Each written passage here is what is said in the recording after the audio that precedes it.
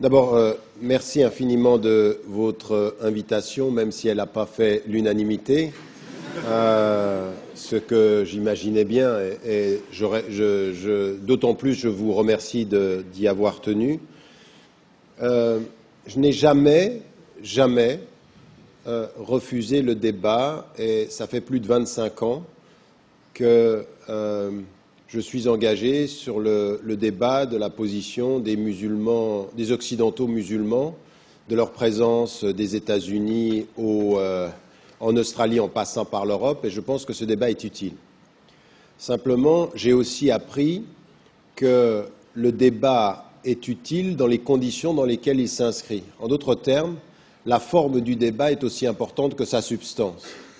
Et que ce que je reproche aujourd'hui à la classe politique, à gauche comme à droite d'ailleurs, ce n'est pas simplement une critique à l'endroit de l'UMP ou du président de la République, c'est aussi une critique à l'endroit de l'opposition, c'est que malheureusement, ceux qui aujourd'hui donnent le la du débat sur la laïcité ou sur l'islam, ça n'est pas dans une volonté de construire un vivre ensemble, c'est dans une volonté d'être en compétition avec le parti qui a donné le la sur cette question, qui est le parti du Front National.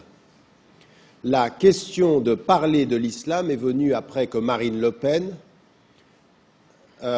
tout à fait habilement, dit une chose dont elle sait qu'elle va faire la une pendant tout le week-end, à savoir ces musulmans qui prient dans les rues, il y en a marre, d'une certaine façon, ils sont en train de nous coloniser.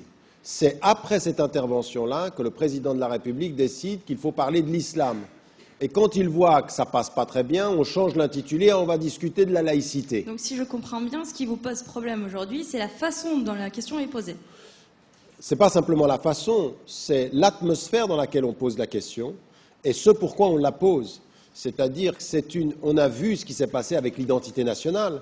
Je pense que la question de l'identité est une question intéressante. La façon dont on l'a posée a créé plus de problèmes que trouvé des solutions. Alors, comment faut-il la poser, justement? Puisqu'elle paraît quand même assez importante aujourd'hui. La question se pose réellement. Sur la laïcité? Oui. Il faut poser les vraies questions et il faut regarder l'état de la France aujourd'hui et l'état de la nature des problèmes qui sont posés. Est-ce qu'aujourd'hui, il est vrai qu'en France, des citoyens, et en majorité, quand on parle de ce problème-là, on pense aux citoyens de confession musulmane. Est-ce qu'il est vrai qu'aujourd'hui, des citoyens de confession musulmane en France ont un problème avec la laïcité française? Ma réponse est non.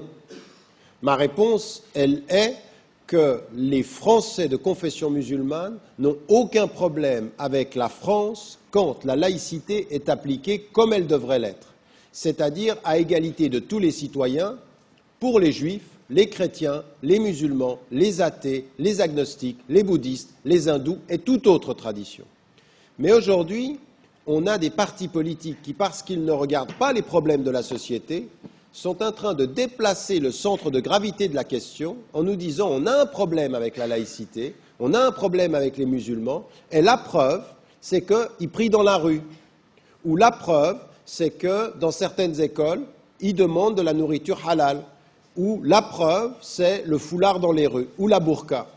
Et je pense qu'il faut faire attention à ne pas prendre un événement et en faire une controverse, mais qu'il faut prendre un mouvement historique et comprendre ce qui est en train de se passer.